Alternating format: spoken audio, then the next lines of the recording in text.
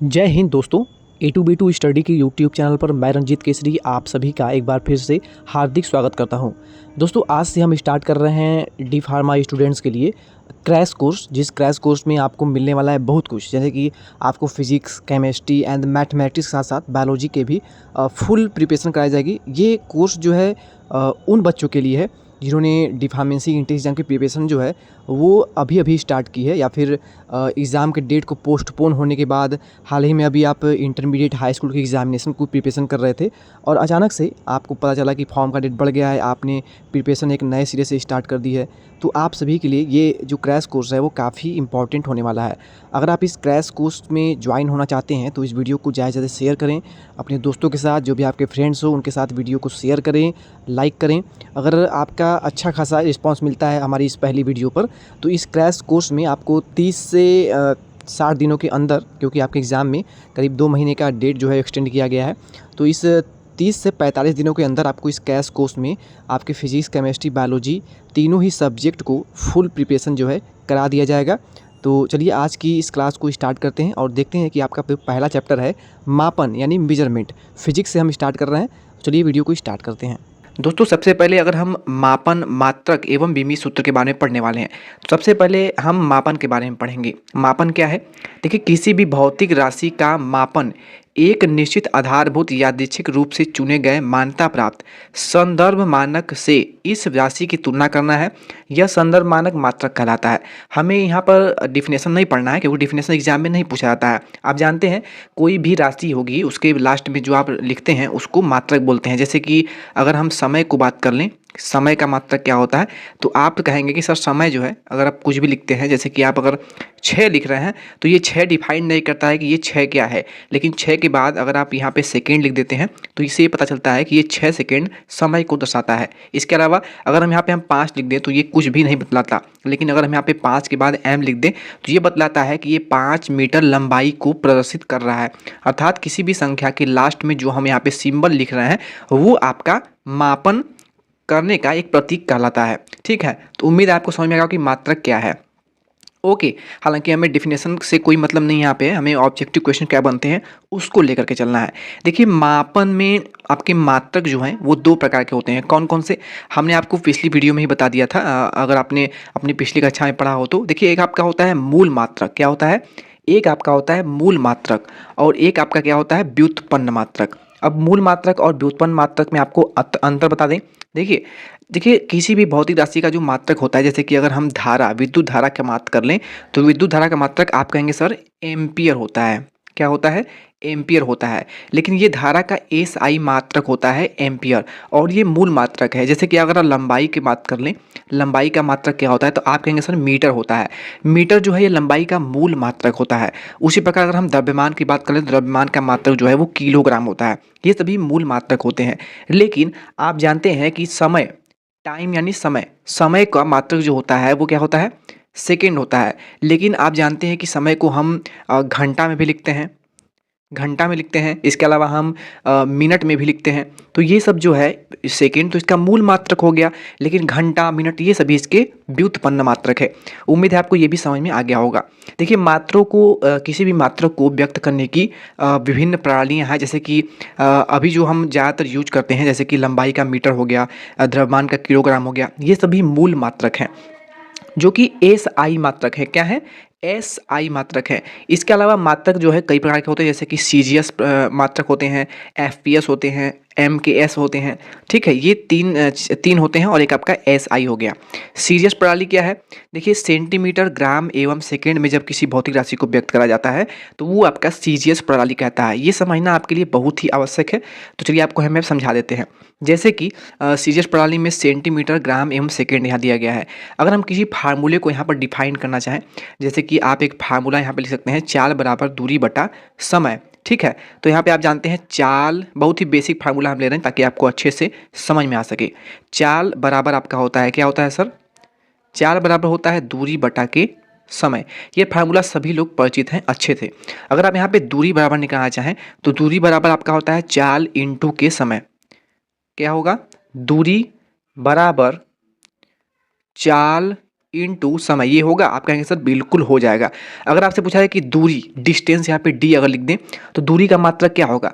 देखिए चाल जो है इसको हम भी से लिखते हैं, इनटू समय क्या होता है? समय का मात्रक क्या होता है? सेकेंड। तो यहाँ पे एस लिख सकते हैं, लेकिन यहाँ पे आप टी लिख सकते हैं। समय को हम टी से प्रदर्शित करते हैं, क्या? टी से। तो चाल का जो मात्रक होता है वो क्या होता है? चाल का मात्रक होता है आपका मीटर पर सेकंड। ठीक है, क्या होता है? मीटर पर सेकेंड। तो यहाँ पर अगर मीटर पर सेकेंड लिखेंगे, मीटर पर सेकेंड लिखेंगे तो यहाँ पर इंटू में टी भी है और टी का मात्रक भी सेकेंड ही होता है। यानी अगर आप यहाँ पे टी लिखेंगे तो टी से और एक टी ऊपर नीचे वाला कट जाएगा, यानी आपका केवल मीटर ही बचेगा। यानी दूरी का मात्रक क्या निकल गया? मीटर निकल गया। तो यहाँ पर सीजीएस प्रणाली में क्या होता है? सेंटीमीटर, ग्राम और सेकेंड में ही राशियों को लिखा जाता है। तो ये जो आपका मीटर में वैल्यू आया है ना, ये तो ऐसा ही मात्रक है। तो ये जो मीटर आया है, यानी जो आपका डी है, दूरी का जो मात्रक आपने निकाला, क्या आया है? आपका मीटर आया है। लेकिन ये मीटर जो है वो एसआई पद्धति में होगा। अगर इसको आपको सेंटीमीटर में चेंज करना है तो आप इसको 1000 से क्या करेंगे? भाग दे देंगे। ठीक है, तो वो आपका क्या हो जाएगा? सेंटीमीटर में चेंज हो जाएगा। तो आप इसे लिख सकते हैं 1 इंटू 10⁻⁻² सेंटीमीटर। ओके, तो ये आपका हो जाएगा सेंटीमीटर में वैल्यू। ओके, उम्मीद है आपको ये चीज़ें समझ में आ गई होंगी। उसी प्रकार एफपीएस, एमकेएस प्रणाली में भी यही चीज़ें जो है इस्तेमाल करी जाती हैं। ठीक है, हाँ, थोड़ा सा प्रैक्टिस करेंगे तो आपको अच्छे समझ में आ जाएगा, क्योंकि प्रीवियस ईयर में आपने ये सभी चीज़ें पढ़ रखी हैं। दोस्तों आगे बढ़ने से पहले अगर आपने अभी तक हमारी टेलीग्राम चैनल को ज्वाइन नहीं किया है, जिसका लिंक आपको वीडियो के डिस्क्रिप्शन बॉक्स में अवेलेबल मिल जाएगा, नहीं ज्वाइन किया है तो तुरंत ज्वाइन कर ले, क्योंकि वहाँ पर आपको डेली क्विज कराए जाते हैं जो कि आपके एग्जाम से रिलेटेड ही होते हैं। फिजिक्स, केमिस्ट्री, बायोलॉजी की आपको क्विज कराई जाती है, जिससे आप अपनी प्रिपरेशन को और भी इंक्रीज कर सकते हैं, बेहतर कर सकते हैं। आगे हम पढ़ेंगे कुछ मूल मात्रक कौन कौन से होते हैं, क्योंकि आपको एग्जाम में एक क्वेश्चन आता है जिसमें आपसे पूछा जाता है, आपको 4 ऑप्शन दे देंगे। आपसे पूछा है कि इसमें से कौन सा मूल मात्रक है या फिर कौन सा मूल मात्रक नहीं है। जैसे आपको लंबाई दे दिया, ठीक है, एक ऑप्शन में द्रव्यमान दे दिया, एक में समय दे दिया और एक ऑप्शन में कोई और ऑप्शन दे दिया। तो आपको पता है कि लंबाई, द्रव्यमान, समय, ये सभी जो हैं मूल मात्रक हैं। लेकिन जो आपका एक मूल मात्रक नहीं होगा उसे आप पहचान पाएंगे। देखिए मूल मात्रक कितने हैं, तो आपको बता दें मूल मात्रक जो है कुल 7 मूल मात्रक है। जैसे कि देखिए लंबाई है, द्रव्यमान, समय, विद्युत धारा, ऊष्मागतिकी, ताप, पदार्थ की मात्रा और ज्योति तीव्रता। बारी बारी से एक एक करके देख लेते हैं। लंबाई का जो मात्रक होता है वो मीटर होता है, ये आप जानते होंगे अच्छे से। द्रव्यमान का किलोग्राम होता है, समय का सेकंड होता है, और ये सभी के सभी एसआई मात्रक हैं। विद्युत धारा का एसआई मात्रक क्या होता है, तो आप कहेंगे सर एम्पियर होता है। विद्युत धारा का अन्य मात्रक भी आप निकाल सकते हैं। आप जानते हैं कि ओम का नियम V = I/R, ये फार्मूला आप अच्छे से जानते हैं। अगर आप I का मान निकालना चाहें तो I = क्या हो जाएगा? V/R होगा। उम्मीद है आपको समझ में आ रहा होगा। I = V/R होगा। आप जानते हैं कि V जो है वो क्या होता है, उसका मात्रक वोल्ट होता है। तो यहाँ पर आप लिख सकते हैं वोल्ट। डिवाइड बाई R का मात्रक क्या होता है? R क्या है? रजिस्टेंस यानी प्रतिरोध है। प्रतिरोध का मात्रक क्या होता है? आप कहेंगे कि सर ओम होता है। तो I यानी विद्युत धारा का मात्रक क्या निकलता आता है? वोल्ट पर ओम। क्या निकल सकता है? वोल्ट पर ओम। लेकिन ये जो विद्युत धारा है इसका एसआई मात्रक नहीं होगा। विद्युत धारा का जो एसआई मात्रक है वो है आपका एम्पियर, जिसको कि एम्पियर या फिर वोल्ट पर क्या था? ओम था। ठीक है, आपको ऑप्शन में दे सकता है थोड़ा सा आपको कंफ्यूज करने के लिए। मान लीजिए आपको एम्पियर ऑप्शन में दिया ही ना हो, ठीक है, विद्युत धारा का ऑप्शन में मात्रक में आपको ऑप्शन में दिया ही ना हो एम्पियर, उस कंडीशन में आपको निकालना अच्छी तरीके से आना चाहिए। यहाँ पर देखिए ऊष्मागतिकी ताप जो है, ताप, केवल अगर ताप की बात करें तो इसका मात्रक जो है मूल मात्रक वो होता है केल्विन। इसके अलावा आप जानते हैं कि तापमान को हम डिग्री सेंटीग्रेड में मापते हैं, फ़ारेनहाइट में मापते हैं। स्वस्थ मनुष्य का जो समान ताप होता है शरीर का वो कितना होता है? 37 डिग्री सेंटीग्रेड होता है। वही फ़ारेनहाइट में वो वैल्यू होता है वो 98.6 समथिंग होता है। ये आप अच्छे जानते हैं। ठीक है, अब देखिए यहाँ पे ताप का मान पूछा गया है तो वो केल्विन जो है, केल्विन, ये इसका एसआई मात्रक होता है, मूल मात्रक होता है। इसके अलावा मात्रक तो बहुत से हैं। पदार्थ की मात्रा जो है उसका मात्रक जो होता है, मूल मात्रक, वो होता है मोल। इसकी पीडीएफ आपको हम टेलीग्राम पे अपलोड कर देंगे, वहाँ पे आप जाकर के इसको अच्छे से, ये जो डिटेल है इसमें आप पढ़ सकते हैं। ज्योति तीव्रता, इसका जो मात्रक होता है वो आता है आपका कैंडिला, और ये आपका मूल मात्रक है। ठीक है, तो इसके बाद आपको जो मोबाइल स्क्रीन पर दिख रहा है इसको आप चाहे तो स्क्रीनशॉट जरूर ले लें, क्योंकि इसको प्रतीक अगर आपको याद हो जाएगा तो आगे आपको न्यूमेरिकल क्वेश्चन जब आप सॉल्व कराएंगे तो आपको काफ़ी बेनिफिट मिलने वाला है। जैसे कि 1 मिनट, यहाँ पर जो भी वैल्यू है वो 1 के लिए है। कितने के लिए है? 1 के लिए है। जैसे कि 1 मिनट बराबर 60 सेकंड होता है। 1 घंटा में 60 मिनट होते हैं या फिर 3600 सेकंड होते हैं। उसी प्रकार एक दिन यहाँ पे हो गया, तो एक दिन में आपके 24 घंटे होते हैं, और अगर 24 घंटे में अगर आप 60 से मल्टीप्लाई कर दें तो आपके 6400 आपके मिनट निकल जाएंगे, और मिनट में 60 से गुणा कर देंगे तो आपका वो सेकेंड वाली वैल्यू आपको पता चल जाएगी। उसी प्रकार देखिए डिग्री निकालना हुआ हो तो 1 डिग्री जो है वो आपका पाई/180 रेडियन के बराबर होता है।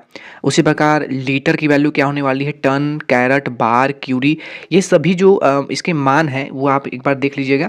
यहाँ पर एक इम्पॉर्टेंट ये आता है मानक वायुमंडलीय दाब। आपसे पूछा जाएगा क्वेश्चन एग्जाम में कि एक वायुमंडलीय दाब जो है उसका मान कितना होता है, ठीक है, ऐसा ही मात्रक बताइए। तो एक वायुमंडलीय दाब जो है वो 101 325 पास्कल या फिर 1.013, यहाँ पे आप देख सकते हैं, आपको विजिबल होगा तो यहाँ पे दिख रहा होगा, ठीक है। 1.013 इंटू 10⁵ पास्कल के बराबर होता है एक वायुमंडलीय दाब। आप जानते हैं कि जब कोई राशि बहुत लंबी श्रृंखला में हो, जैसे कि आपको दिख जाए 2 5 1 0 0 0, तो आप इसे कैसे लिखते हैं, आप इसे 251 इंटू जट जीरो होगा, जट जीरो आपको दिख रहा है, उसके पावर 3 कर देंगे, ठीक है, जितना जीरो हो उतना जीरो घात लगा देते हैं। तो इसको हम मूल मात्रक के रूप में लिखने का एक ये तरीका होता है। देखिए इस चैप्टर में कुछ खास है नहीं, लेकिन इससे ऑब्जेक्टिव क्वेश्चन और न्यूमेरिकल बहुत ज़्यादा बनते हैं। 3 से 4 क्वेश्चन एग्जाम में 100% आते ही आते हैं। देखिए यहाँ पर हम आगे जो टॉपिक पढ़ने वाले हैं वो है सार्थक अंक, ये आपका लास्ट टॉपिक है इस चैप्टर का, ठीक है। 4-5 टॉपिक आपको पढ़ने हैं अच्छे से। सार्थक अंक देखिए क्या है, जैसे कि किसी सरल लोलक का दोलन काल, मान लीजिए एक वैल्यू दिया गया है 1.62। अब आपसे हम पूछें कि इसमें सार्थक अंक कितने हैं। सार्थक अंक मतलब समझिए कि साथ देने वाले अंक, साथ देने वाले अंक, समझ रहे हैं। जैसे कि अगर हम ऐसे लिख दें किसी भी, अब जानते हैं कि 1 रुपया, यहाँ समझिए आपको अच्छे से क्लियर हो जाएगा, और इससे बेटर आपको हम समझा भी नहीं पाएंगे। 1 रुपया में कितने पैसे होते हैं, आप कहेंगे सर 100 पैसा, बचपन से पढ़ते आ रहे हैं भाई, ये नहीं आ रहा है तो कुछ भी नहीं आएगा। 1 रुपये में 100 पैसे होते हैं।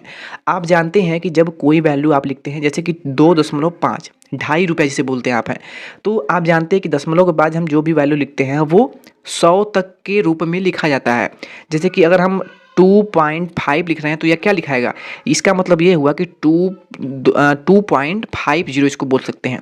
वहीं अगर हम यहाँ पे लिख दीजिए 3.9 लिख दिए तो यह इसका मतलब हुआ 3 रुपया और 90 पैसा हुआ, यही मतलब हुआ ना। और अगर हम यहाँ पे 3.99 लिख दें तो इसका मतलब क्या हुआ, इसका मतलब हुआ 3 रुपया 990 पैसा, इसका मतलब यही हुआ। क्योंकि 1 रुपये में कितने पैसे होते हैं, 1 रुपये में आप सॉरी यहाँ पे थोड़ा सा मिस्टेक हो गया, 3.99 लिखा हुआ है, तो अगर हम यहाँ पे 3.99 लिखा हुआ है और 99 और +1 करते हैं तो ये आपका हो जाता है 100, जो कि आपके आगे वाले वैल्यू में ऐड हो सकता है। जैसे कि ये आपका 4.0 हो जाएगा, लेकिन यहाँ पे 3.99 है, यानी 1 पैसा इसमें कम है, जो कि 4 को पूरा कर सकता था। तो अगर आपसे पूछा जाए कि इसमें सार्थक अंक कितने हैं, जैसे कि 1.62 लिखा हुआ है, हम आपसे नॉर्मली पूछते हैं कि बताइए कि इसमें सार्थक अंक कितने हैं, तो आप कहेंगे कि सर 1.62 लिखा गया है, 1.62 लिखा गया है। तो इसमें तो हम केवल, अगर हम केवल कहें कि ये 1 रुपया है तो ये गलती हो जाएगा, क्योंकि 1 रुपये से ज़्यादा है, 1.5 से ज़्यादा है, ये 1.5 रुपये से भी ज़्यादा है। अगर हम इसे 1.5 लिख दें फिर भी ये वैल्यू डिफाइन नहीं हो पाएगा, ये तो गलत लिख दिया आपने। 1 भी नहीं लिख सकते हैं, 1.5 भी नहीं लिख सकते हैं। अगर हम इसे 1.6 केवल लिखें फिर भी ये डिफाइन नहीं हो रहा है पूरी तरह, क्योंकि 1.6 केवल लिखेंगे तो 1 रुपया 60 पैसा कहलाएगा।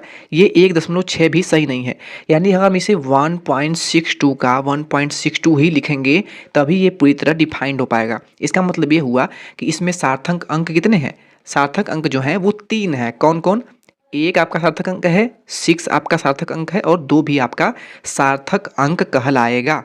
उम्मीद है आपको ये चीज़ें अच्छे से समझ में आ रही होंगी, ठीक है। आगे हम आपको कुछ एग्जाम्पल देंगे जिससे आपको और भी अच्छे से हर एक चीज़ें क्लियर हो पाएंगी। देखिए किसी मापन में विभिन्न मात्रकों के परिवर्तन के चयन से सार्थक अंकों की संख्या परिवर्तित नहीं होती है। एक एग्जाम्पल यहाँ पे लेंगे, देखिए उदाहरण के लिए लंबाई, लंबाई यानी इसका मात्रक मीटर, या फिर सेंटीमीटर होता है, जो कि ऐसा ही मात्रक तो होता नहीं है। सेंटीमीटर जो होता है वो आपका सीरियस में होता है। 2.308 है, 2.308 है। अब आपसे पूछा जाए कि सर बताइए इसमें सार्थक अंक कितने हैं, तो आप कहेंगे कि सर 2 अगर हम इसको लिख दें तो ये तो गलती हो जाएगा, और अगर 2.300 कर दें फिर भी ये गलत हो जाएगा। ठीक है, अब इसको हमें पूरा का पूरा लिखना होगा। तो 2.308 सेंटीमीटर में आपके सार्थक अंक कितने हैं? तो आप कहेंगे सर इसमें 4 सार्थक अंक हैं। ठीक है, क्लियर हुआ? उसी प्रकार विभिन्न मात्रकों में इसी लंबाई को हम 0.02308 मीटर भी लिख सकते हैं। इस सेंटीमीटर में वैल्यू दिया गया है, इसको आप मीटर में भी चेंज कर सकते हैं। कैसे? आप इसे 100 से भाग दे देंगे, आपका ये मीटर में बदल जाएगा। ठीक है, तो देखिए मीटर में चेंज करेंगे तो ये वैल्यू कुछ इस प्रकार आएगा।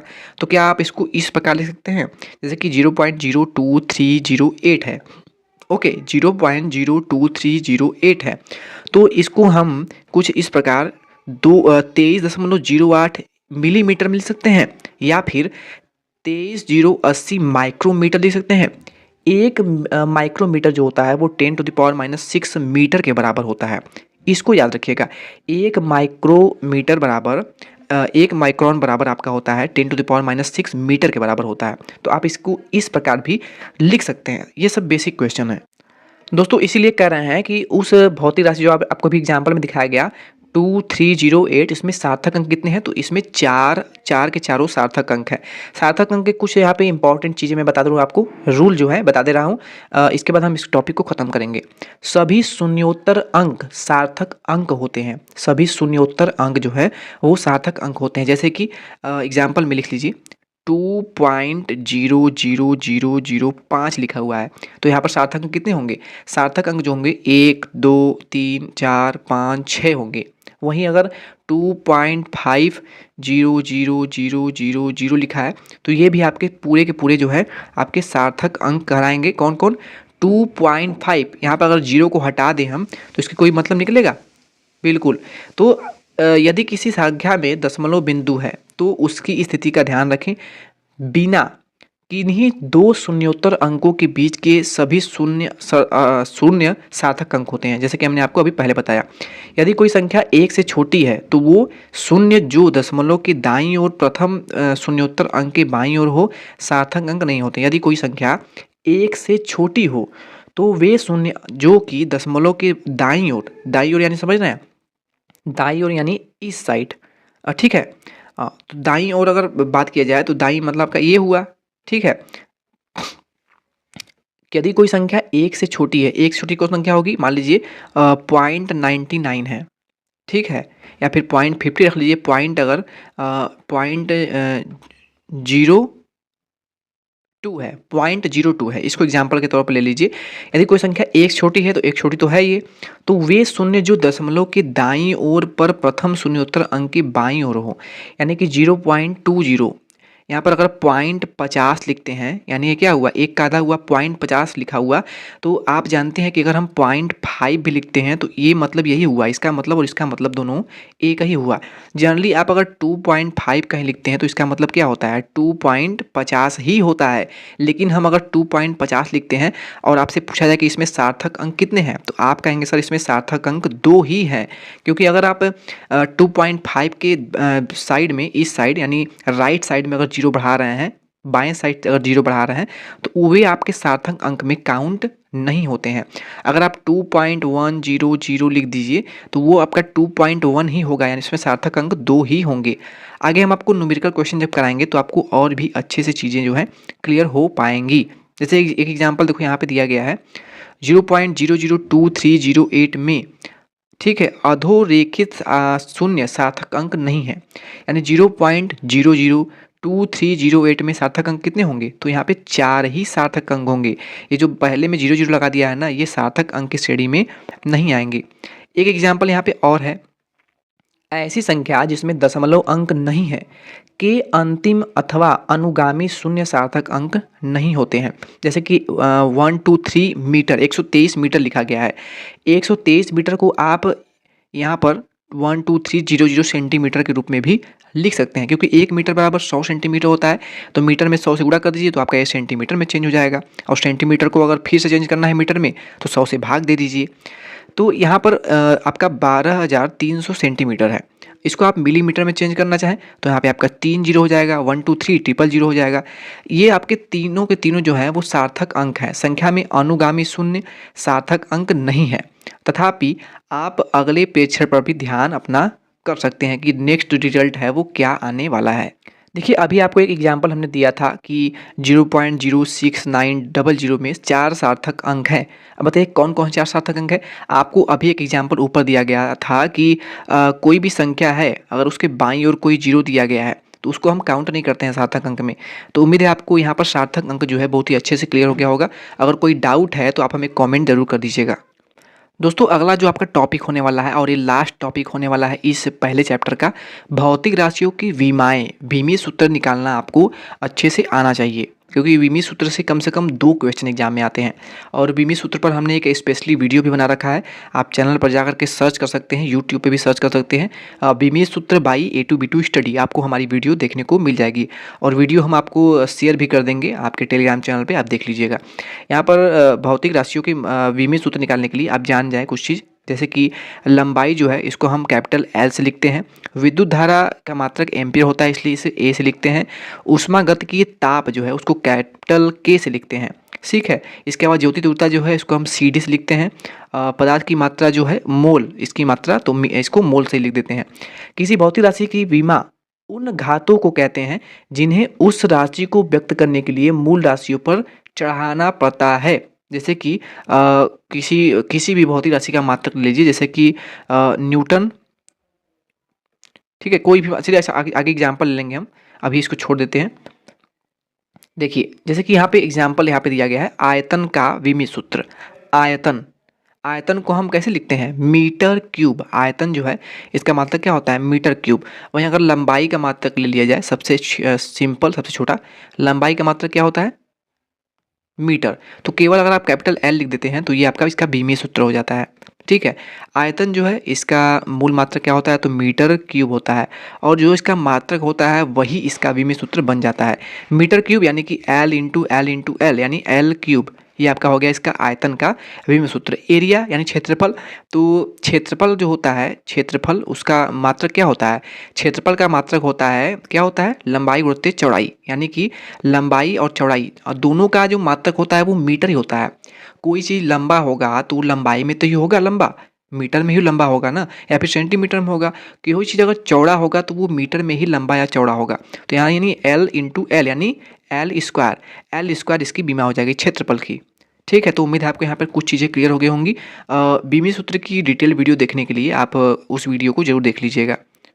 देखिए यहाँ पर एक चीज़ और आपको बता दें, इसके बाद हम सेशन को यहीं पे एंड करेंगे। यहाँ पर देखिए इसी प्रकार बल की विमा कैसे निकालेंगे। देखिए बल जो है इसका एक फार्मूला होता है F=m×a। लगभग सभी को ये फार्मूला पता होगा, जिसको नहीं पता होगा वो नोट कर लेगा। F=m×a, द्रव्यमान इंटू त्वरण, बल का मात्रक निकालना हमें। बल का मात्रक हमें पता है क्या होता है, न्यूटन होता है, लेकिन न्यूटन तो इसका ऐसा ही मात्रक होता है। अब हमें पता है कि F बराबर m×a, m यानी द्रव्यमान और a यानी त्वरण, द्रव्यमान इंटू त्वरण।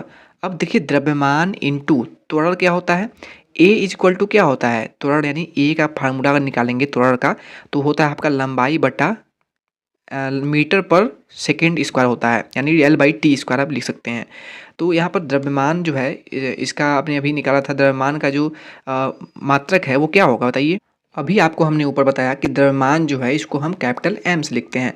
तो क्योंकि F=m×a था तो m का तो हम कैपिटल M लिख देंगे, इंटू त्वरण का आपने क्या निकाला था, मीटर पर सेकेंड स्क्वायर। तो मीटर को हम तो L से लिखते हैं और बाई T² यानी समय का स्क्वायर।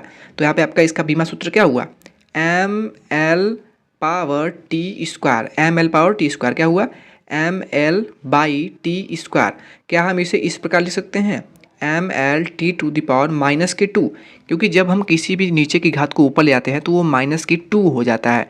तो यहाँ पर mL/T⁻², ये इसकी विमा होगी, विमीय सूत्र हो जाएगा। दोस्तों विमीय सूत्र का आपको हम एक चार्ट देंगे जिसमें जितने भी इंपॉर्टेंट प्रीवियस ईयर में पूछे गए विमीय सूत्र हैं उसमें आपको ऐड कर दिया जाएगा। अंत में एक बार हम रिवीजन कर लेते हैं कि आपने क्या क्या इस चैप्टर से पढ़ा और इस चैप्टर में क्या क्या इंपॉर्टेंट चीज़ें हैं। देखिए नंबर 1, भौतिक विज्ञान में आपको कुछ राशियाँ पढ़नी होती हैं, जैसे कि पहला चैप्टर आपका है मापन मात्रक एवं विमीय सूत्र। तो इसमें आपके कुल 7 जो है मूल मात्रक हैं। मूल मात्रक आपको बता दिया गया है, लंबाई, द्रव्यमान, समय, विद्युत धारा, ऊष्मागतिकी, ताप, पदार्थ की मात्रा और ज्योति तीव्रता, ये आपके मूल मात्रक हैं। ठीक है। इसके अलावा मूल मात्रकों में metre, kilogram, second, ampere, kelvin, mole, candela, ये सब इसके मात्रक हैं और जिसको परिभाषित किया गया है यहाँ पर। ठीक है। अब देखिए, मूल मात्रक स्वेच्छा से चयनित परंतु समुचित रूप से मानकीकृत निर्देश मानक होते हैं। मूल राशियों के मात्रकों को ही हम मूल मात्रक कहते हैं। ये सब चीज़ें आपने पहले बहुत बार पढ़ा है, 10th में पढ़ा होगा, 12th लेवल में पढ़ा होगा, तो ये सब हमें आपको बहुत ही ज़्यादा से अच्छे से पढ़ाने की, समझाने की आवश्यकता भी नहीं है। आगे हमने क्या पढ़ा? हमने पढ़ा कि कुल 7 मूल मात्रक हैं और सभी को जो है SI पद्धति में ही व्यक्त किया गया है, जो कि अंतर्राष्ट्रीय प्रणाली है और लगभग सबसे ज़्यादा यही मात्रक जो है आपकी प्रणाली जो है वो यूज की जाती है संसार में। ठीक है, व्यापक रूप से यहाँ पर आप देख सकते हैं। आपसे एग्जाम में क्वेश्चन पूछा जा सकता है ऑब्जेक्टिव लेवल में कि सबसे व्यापक रूप में पूरे वर्ल्ड में कौन सी अंतर्राष्ट्रीय प्रणाली यूज की जाती है, तो वो प्रणाली है SI प्रणाली। ठीक है। मूल राशियों और व्युत्पन्न राशियों से प्राप्त सभी भौतिक मापों को SI मात्रकों का प्रयोग किया जाता है। जैसे कि जूल, कार्य का मात्रक जूल होता है, ऊर्जा का मात्रक भी जूल होता है, न्यूटन ये बल का मात्रक होता है, वाट जो है ये पावर शक्ति का मात्रक होता है। ठीक है। SI मात्रकों के सुपरिभाषित एवं अंतर्राष्ट्रीय स्तर पर स्वीकृत मात्रक प्रतीक हैं। मीटर के लिए हम स्मॉल m यूज करते हैं। किलोग्राम केजी से ही लिखते हैं ना, किलोग्राम। सेकेंड के लिए स्मॉल s लिखते हैं। एम्पियर यानी विद्युत धारा का मात्रक एम्पियर होता है तो इसे A से लिखते हैं। न्यूटन के लिए N लिखते हैं कैपिटल। ये सब चीज़ें आपको पता है। अगर कोई राशि, मैंने आपको बताया कि अगर 20,000 लिखा हुआ है, कुछ इस प्रकार लिखा हुआ है, इसको आप 2 × 10⁴ लिख देंगे। ये प्रकार इसको आप लिख सकते हैं। ठीक है। इसके अलावा आगे हमने क्या पढ़ा? देखिए, आगे हमने पढ़ा कि किसी भी भौतिक राशि के अभिकलन में उसके मात्रक की प्राप्ति हेतु संबंध में सम्मिलित व्युत्पन्न राशियों के मात्रकों वांछित मात्रकों की प्राप्ति तक बीजगणितीय राशि की भांति ही समझना चाहिए। ठीक है। मापित एवं अभिकल्पित राशियों में केवल उचित सार्थक अंकों को ही रखा जाना चाहिए। जब भी आप किसी वैल्यू को माप रहे हैं, चाहे वो मीटर, किसी लंबाई को माप रहे हैं, किसी खेत के क्षेत्रफल को माप रहे हैं, कुछ भी चीज़ आप माप रहे हैं, चाहे आप प्रयोगशाला में कोई प्रयोग कर रहे हैं, उसमें आपने कौन कौन से लिक्विड मटेरियल कितना लिया, क्या किया, ठीक है, कुछ भी आप अगर माप रहे हैं तो उसको आप उचित सार्थक अंक के रूप में ही रखें। ठीक है। ऐसा नहीं कि अगर आपको 2.5 लिखा हुआ है तो आप इसे 2.500000 बढ़ाते हैं। अब कब तक बढ़ाएंगे आप? 00 आप कब तक बढ़ाएंगे? इसीलिए 2.5 ही इसको लिख सकते हैं। अगर आपसे पूछा जाए कि 10 के भागे 10 में से 3 से भाग दीजिए आप। 3 × 9 आपका क्या बचेगा? 1 शेष बचेगा। अब यहाँ पे आप पॉइंट लगाएंगे, 0 लिखेंगे। क्या लिखेंगे? 0 लिखेंगे। अब आप 3 से भाग देंगे तो फिर आपका 3 बार जाएगा। यहाँ पे 9 आपका 1 शेषफल बच जाएगा। आप फिर 0 लगाएंगे। 3 × 9, ठीक है, आप 9 ले गए, 1 बचा आपका, फिर से आपका 1 0 बढ़ जाएगा। तो आप कब तक यहाँ पर 3 बढ़ाते जाएंगे? क्योंकि वैल्यू आपका एक शेषफल आता ही जाएगा। तो इसको आप 3.333 मैक्सिमम 3 बार ही लिख सकते हैं। तो यही मतलब, इसका कहने का मतलब यही हुआ कि आप सार्थक अंक को उसके सीमित संख्या तक किसी भी वैल्यू को लिखें जो कि समझने में भी आसानी हो और उसको अच्छे से डिफाइन कर सके। उम्मीद है आपको अच्छे से समझ में आ गया होगा। लास्ट पॉइंट हमने क्या पढ़ा? मूल राशियों की विमाओं और इन विमाओं का संयोजन भौतिक राशियों की प्रकृति का ही वर्णन करता है। जैसे कि अगर लंबाई पूछा जाए तो लंबाई का मात्रक आप कहेंगे, देखिए ऐसे ही बनता है। सबसे पहले मात्रक आता है। मात्रक आपसे पूछा जाएगा कि मापन, तो मापन हम करते हैं लंबाई में, किलोग्राम में, किसी चीज़ को व्यक्त करने के लिए मापन का यूज करते हैं। अब लंबाई का मात्रक क्या हुआ? तो लंबाई का मात्रक होता है सर मीटर, और इसे आप कैसे? L से प्रदर्शित करते हैं। अब यहाँ पर सबसे पहले आपने क्या पढ़ा? मापन। मापन पढ़ा। मापन से आपने पढ़ा क्या? मात्रक। मात्रक इसका L हो गया। अब आप इसका पढ़ेंगे क्या? विमा। विमीय सूत्र इसे बोला जाता है। विमीय सूत्र क्या होगा? तो मीटर जो है इसको हम कैपिटल L से प्रदर्शित करते हैं, तो L ही इसका विमीय सूत्र कहलाएगा। L⁻⁴ लिख सकते हैं, लेकिन मत लिखिए, 1 का लिखिए यार, मत लिखिए, कोई इसका मतलब तो होता नहीं है। तो इसका विमीय सूत्र भी आपने ऐसे ही निकाल लिया। तो उम्मीद है आपको हर एक चीज़ें अच्छे से समझ में आ गई होंगी। फाइनली हमने इस चैप्टर से आने वाले मोस्ट इंपॉर्टेंट थ्योरेटिकल पोर्शन को बहुत ही अच्छे से डिटेल में समझ लिया है। उम्मीद है आपको भी हर एक चीज़ें अच्छे से क्लियर हो गई होंगी। चलिए अब इस चैप्टर से आने वाले most important MCQ based question यानी ऑब्जेक्टिव बेस्ड जो क्वेश्चन होते हैं उनको सॉल्व कर लेते हैं, जो कि आपके एग्जाम की दृष्टि से काफ़ी इंपॉर्टेंट हैं और एक एग्जाम में आते हैं प्रश्न यहाँ से। तो चलिए स्टार्ट करते हैं। हमारा आज का पहला प्रश्न है, बालू के एक कण की त्रिज्या 1.6 × 10⁻⁴ मीटर है। इस कण की त्रिज्या एंगस्ट्रॉम में क्या होगी? दोस्तों आप सभी जानते होंगे और अगर नहीं जानते हैं तो इसे नोट्स कर लीजिएगा। एक एंगस्ट्रॉम जो होता है, वो 10 की पावर 10 यानी 10 पावर 10 मीटर के बराबर होता है। तो दोस्तों आपको जो प्रश्न दिया हुआ है वो दिया हुआ है 1.6 इंटू 10 टू दी पावर -4। दोस्तों इसको एंगस्ट्रॉम में चेंज करने के लिए हमें इसको एंगस्ट्रॉम में चेंज करने के लिए 10 पावर 10 से इसमें हमें मल्टीप्लाई करना होगा। तो जब 10 पावर 10 से मल्टीप्लाई करेंगे तो यहाँ पर हमारा जो 1.6 इंटू 10 पावर जो है ये 6 में कन्वर्ट हो जाएगा, क्योंकि ये माइनस में है और ये प्लस में है, तो ये 10 पावर 6 हो जाएगा। तो अगर आप ऑप्शन के अकॉर्डिंग देखेंगे तो ऑप्शन नंबर ए जो हमारा है 1.6 इंटू 10 पावर दी 6, यही हमारा करेक्ट आंसर होगा। आई थिंक आप समझ गए होंगे। हमारा दूसरा प्रश्न है, 1 मिनट में माइक्रो सेकेंड होते हैं। दोस्तों कुछ प्रश्नों को आपको याद करना होगा, क्योंकि सभी प्रश्नों को सॉल्व नहीं किया जा सकता। कुछ प्रश्न के आंकड़े होते हैं जिन्हें आपको याद करना होता है। दोस्तों 1 मिनट में कुल 10 power 7 6 into 10 power 7 micro second होते हैं। इस प्रश्न को आपको याद करना होगा और ये पिछले एग्जाम में पूछा गया है डी फार्मा के। चलते हैं नेक्स्ट क्वेश्चन पे। हमारा तीसरा प्रश्न है, एक जीवाणु का आकार 1 माइक्रोन है, 1 मीटर लंबाई में जीवाणुओं की संख्या कितनी होगी? दोस्तों आप जानते होंगे और अगर आप नहीं जानते हैं तो इसे नोट्स कर लीजिएगा। 1 माइक्रोन जो होता है वो 10 पावर 6 मीटर के बराबर होता है। तो यहाँ पे पूछा हुआ है एक जीवाणु का आकार 1 माइक्रोन दिया हुआ है, 1 मीटर लंबाई में जीवाणुओं की संख्या कितनी होगी? तो दोस्तों 1 मीटर में मैंने अभी आपको बताया कि 10 पावर 6 होता है मीटर, तो ऑप्शन नंबर डी जो आप देख रहे हैं 10 पावर 6, यही हमारा करेक्ट आंसर होगा। दोस्तों चौथा प्रश्न है, हाइड्रोजन परमाणु में इलेक्ट्रॉन नाभिक के चारों ओर 10 घाते -6 नैनो सेकेंड में एक चक्कर लगाता है। इलेक्ट्रॉन 1 सेकेंड में चक्कर लगाएगा। दोस्तों 1 सेकेंड में इलेक्ट्रॉन कितने चक्कर लगाएगा? इसके लिए आप सभी जानते होंगे, एक नैनो सेकेंड जो होता है वो 10 घाते -9 यानी 10 टू द पावर -9 सेकेंड के बराबर होता है। तो यहाँ पर दिया हुआ है 10 to the power -6 nano second, और आपको क्या करना है, आपको इसके मल्टीप्लाई करना है यानी 1 नैनो सेकेंड के बराबर। तो अगर आप 10 टू दी पावर -9 करेंगे तो आपका जो करेक्ट आंसर आएगा वो आएगा 10 टू दी पावर 15। दोस्तों 15 कैसे आएगा, क्योंकि जो आपका 1 सेकेंड में ज्ञात करना है नैनो सेकेंड द्वारा, तो आपका जो ये है इसके 1 के बाई हो जाएगा, यानी कि 1 के बटे जब आप करेंगे तो आपका जो 10 टू दी पावर 15, ये आपका जो आएगा आंसर ऑप्शन नंबर सी जो आप देख रहे हैं 10 टू द पावर 15, यही हमारा करेक्ट आंसर हो जाएगा।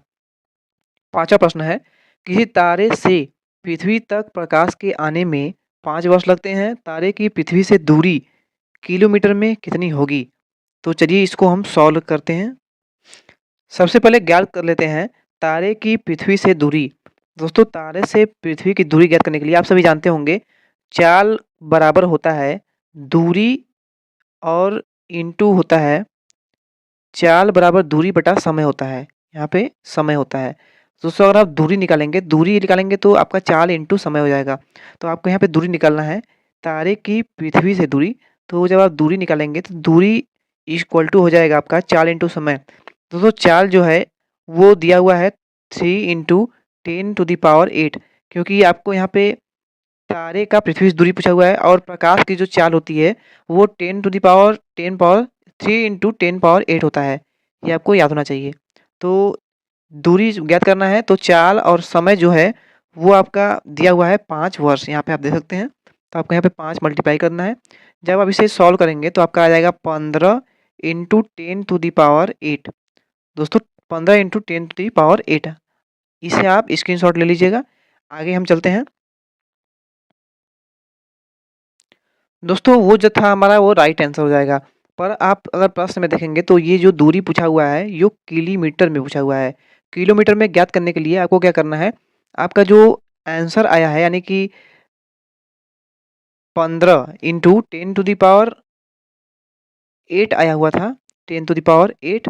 तो आपको करना क्या है, 15 इंटू 10 टू द पावर 8 में आपको मल्टीप्लाई करना है 365 दिनों से, यानी कि एक साल में 365 दिन होते हैं तो 5 वर्ष का 365 से मल्टीप्लाई करना है। और 365 के अलावा आपको 24 घंटे से मल्टीप्लाई करना है और 60 मिनट से मल्टीप्लाई करना है और 60 सेकंड से मल्टीप्लाई करना है। दोस्तों इसको आप जब सॉल्व करेंगे तो आपका करेक्ट आंसर आ जाएगा। आपका करेक्ट आंसर आएगा option number C, 4 into 4.73 into 10 power 13, यही आपका करेक्ट आंसर आएगा। नेक्स्ट क्वेश्चन है, एक माइक्रोन में एंगस्ट्रॉम की संख्या होती है।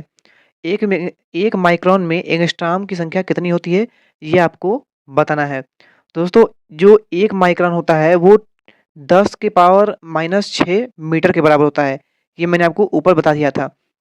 तो आपको ज्ञात करना है एक माइक्रोन में एंगस्ट्रॉम की संख्या क्या होती है। तो एक माइक्रोन जो होता है वो 10 घाते -6 मीटर के बराबर होता है। तो एक एंगस्ट्रॉम ज्ञात करने के लिए आपको क्या करना होगा, आपको लिख लेना है 1 इंटू 10 पावर -6, ये आपका माइक्रोन में है। माइक्रोन में जब आप एंगस्ट्रॉम से डिवाइड कर देंगे तो आपका जो एंगस्ट्रॉम की संख्या होगी वो ज्ञात हो जाएगी। तो चलिए हम 10⁻10 से यहाँ पे डिवाइड कर लेते हैं, जो कि एक एंगस्ट्रॉम के बराबर होता है। जिसे जब आप सॉल्व करेंगे तो आपका आ जाएगा 10⁴ एंगस्ट्रॉम। यही आपका करेक्ट आंसर होगा। ऑप्शन नंबर ए जो है यही हमारा राइट आंसर हो जाएगा। दोस्तों अगर प्रश्न समझ में आ रहे हों और अगर वीडियो अच्छी लगी रही हो तो वीडियो को लाइक अवश्य कर दें, जिससे हमें भी मोटिवेशन मिले कि आपको समझ में आ रहा हो और हम आगे और अच्छे तरीके से आपको प्रश्न को समझाने का प्रयास करें। दोस्तों हमारा अगला प्रश्न है 7वां, एंगस्ट्रॉम किस भौतिक राशि का मात्रक है। बहुत ही मोस्ट इंपॉर्टेंट है और आपको ये याद होना चाहिए। एंगस्ट्रॉम जो होता है दोस्तों ये तरंग दैर्ध्य का मात्रक होता है। वहीं अगर जो आवृत्ति होती है ये, जिसे आप साइकिल्स भी कहते हैं यानी फ्रीक्वेंसी। वहीं वेग जो दोस्तों होता है, वेग का जो मात्रक होता है वो चाल का मात्रक होता है वेग, और चाल को ही वेग कहते हैं। आवर्तकाल जो होता है ये समय से रिलेटेड होता है। चलते हैं अगले प्रश्न पे। 8वां हमारा प्रश्न है, यदि लंबाई व बल से प्रत्येक के मात्रक को दोगुना कर दिया जाए तो शक्ति के मात्रक में कितने गुना वृद्धि होगी। दोस्तों अगर लंबाई व बल के प्रत्येक मात्रक को 2 गुना कर दिया जाता है तो जो शक्ति में मात्रक में परिवर्तन होगा वो उसका 4 गुना हो जाएगा। ऑप्शन नंबर बी जो हम देख रहे हैं यही आपका करेक्ट आंसर हो जाएगा। दोस्तों प्रीवियस ईयर क्वेश्चन से बहुत सारे प्रश्न एग्जाम में पूछे जाते हैं, और अगर आप करीब 10 से 15 प्रीवियस ईयर क्वेश्चन करके जाते हैं, सॉल्व करके जाते हैं एग्जाम देने, तो आपके उसमें से करीब 50% प्रश्न तो ऐसे ही बन जाते हैं। तो प्रीवियस ईयर क्वेश्चन आप लोग परीक्षा देने से पहले ज़रूर देख कर जाएंगे। 9वां प्रश्न है, सीएस पद्धति में श्यानता का मात्रक पॉइज है तो निम्न में से कौन सा संबंध सत्य है। दोस्तों सीजीएस पद्धति में श्यानता का मात्रक पॉइज दिया हुआ है, तो इसमें से क्या सही होगा संबंध जो है। इसका जो ऑप्शन नंबर ए है 10 p = 1 pi, यही हमारा करेक्ट आंसर होगा। 10वां प्रश्न पे चलते हैं। 10वां प्रश्न है, निम्न भौतिक राशियों के किस निकाय को मापन में प्रयुक्त नहीं किया जा सकता है। दोस्तों ये बहुत सारी भौतिक राशियाँ दी हुई हैं और आपको बताना है कि कौन से ऐसे निकाय हैं जिनको कि मापन में प्रयुक्त नहीं किया जा सकता है। तो दोस्तों लंबाई, समय और वेग जो है इसका हम यूज नहीं कर सकते हैं, निकाय को जो है मापन में इसका यूज नहीं किया जा सकता है। ऑप्शन नंबर बी जो हमारा है ये हमारा करेक्ट आंसर हो जाएगा। 11वां प्रश्न है, यदि एक कण का विस्थापन x = a² sin² kt द्वारा प्राप्त होता है जहाँ t समय को प्रदर्शित करता है तो k का मात्रक क्या होगा। दोस्तों kt जो है ये आप जानते हैं ये बीमाहीन राशि है, तो k का मात्रक यहाँ पे पूछा हुआ है, तो k का जो मात्रक है वो हर्ट्ज होगा। ऑप्शन नंबर ए जो हमारा है यही हमारा करेक्ट आंसर हो जाएगा। दोस्तों आपको एग्जाम में आपने अपनी पिछली क्लास में पढ़ा होगा, आपको जितनी भी बीमीय राशियाँ होती हैं उनके सभी फार्मूले आपको याद होना चाहिए या फिर आपको निकालने आना चाहिए, क्योंकि इससे 1-2 प्रश्न एग्जाम में निश्चित रूप से पूछे जाते हैं। उसी पर हमारा 12वां प्रश्न है, अर्ग और सेकंड जो दोनों का मल्टीप्लाई है इसका मात्रक क्या होगा। तो अर्ग इंटू सेकंड का जो मात्रक होगा वो होगा प्लांक नियतांक। ऑप्शन नंबर डी जो है यही हमारा करेक्ट आंसर होगा। 13वां प्रश्न है, एक परमाणविक द्रव्यमान मात्रक का मान होता है। तो दोस्तों एक परमाणविक द्रव्यमान का जो मात्रक होता है वो 1.66 इंटू 10⁻⁻27 किलोग्राम होता है। दोस्तों परमाणविक द्रव्यमान पूछा हुआ है, तो इलेक्ट्रॉन का जो आवेश होता है वो भी इसी के बराबर होता है, तो आपको ये याद होना चाहिए। 14वां प्रश्न है, बर्नौली समीकरण निम्न होती है। P plus half rho v square plus rho g h equal to नियतांक, तब राशि 1/2 dv स्क्वायर का मात्रक किस भौतिक राशि के मात्रक के समान होगा। दोस्तों, बर्नौली प्रमेय का जो फार्मूला होता है ये आपको याद होना चाहिए। ये फार्मूले पर आपको एक न्यूमेरिकल बेस्ड क्वेश्चन भी एग्जाम में पूछा जाता है। तो आपको यहाँ पूछा हुआ है हाफ dv स्क्वायर, यानी कि ये जो भाग है इसका यूज किस लिए किया जाता है और इस मात्रक का किस भौतिक मात्रक के समान होता है। तो दोस्तों, दाब जो होता है, दाब ज्ञात करने के लिए हम बर्नौली प्रमेय में हाफ रो भी स्क्वायर का यूज करते हैं। तो इसका जो ऑप्शन नंबर डी है यही हमारा करेक्ट आंसर हो जाएगा। नेक्स्ट क्वेश्चन है 15वां क्वेश्चन है, लीटर किस पद्धति का मात्रक है। दोस्तों, लीटर जो है ये मीटरी पद्धति का मात्रक है। ऑप्शन नंबर ए जो है यही हमारा करेक्ट आंसर होगा। 16वां प्रश्न है 1/1000 ग्राम को क्या कहते हैं। दोस्तों, 1/1000 जो होता है वो मिलीग्राम के बराबर होता है, क्योंकि अगर आप एक को जब आप 1000 से डिवाइड करेंगे तो आपका जो है वो 0.0001 के लगभग आ जाएगा। तो ये जो है ये आपका मिलीग्राम में चेंज करने के लिए, यानी कि किसी भी संख्या को आप अगर मिलीग्राम में चेंज करना चाहते हैं तो आप उसे 1000 से डिवाइड करते हैं। तो इसका जो ऑप्शन नंबर बी है यही हमारा करेक्ट आंसर हो जाएगा। 17वां प्रश्न है, एक इलेक्ट्रॉन का द्रव्यमान 9.11 इंटू 10⁻26 ग्राम है, तो 1 ग्राम में इलेक्ट्रॉन कितने होंगे। दोस्तों, बहुत ही आसान प्रश्न है ये। आपको प्रश्न में तो सब कुछ दे दिया गया है, आपको करना क्या है, आपको 1 ग्राम में इलेक्ट्रॉन ज्ञात करना है। इलेक्ट्रॉन का जो द्रव्यमान है यहाँ पे दे दिया गया है, तो आपको क्या करना है, आपको 1/9.11 इंटू 10⁻26 इसी को सॉल्व कर लेना है। आपका करेक्ट आंसर जो होगा वो आ जाएगा। ऑप्शन नंबर ए आपका करेक्ट आंसर आएगा। 18वां प्रश्न है, एक आकाशगंगा की दूरी का कोटि मान 10⁻25 मीटर है। यदि यह दूरी प्रकाश की चाल से तय की जाए तो लिए गए समय का कोटि मान होगा। प्रकाश की चाल दिया हुआ है आपको 3 इंटू 10⁸ मीटर पर सेकेंड प्रकाश की चाल दी हुई है। दोस्तों, सबसे पहले हम इसकी जो समय होगा वो निकाल लेते हैं। समय निकालने के लिए आपको क्या करना है, टाइम इक्वल टू आपको दूरी दिया हुआ है, दूरी में आपको चाल से डिवाइड करना है। दूरी आपको दिया हुआ है 10⁻25 और आपको डिवाइड करना है, यानी जो आपका प्रकाश का चाल है यानी 3 इंटू 10⁸ से आपको डिवाइड करना है। दोस्तों, इसको जब आप सॉल्व करेंगे तो आपका जो इसको सॉल्व कर लेते हैं, तो इसको जब सॉल्व करेंगे तो आपका 3.3 आएगा और 3.3 3.3 आएगा और इंटू 10 आ जाएगा आपका 16। तो दोस्तों, इसको जब आप कोटि में ज्ञात करेंगे, यानी इसका आप कोटिमान जब ज्ञात करेंगे तो 3.3 जो है ये इसको हम 10⁻1 लिख सकते हैं।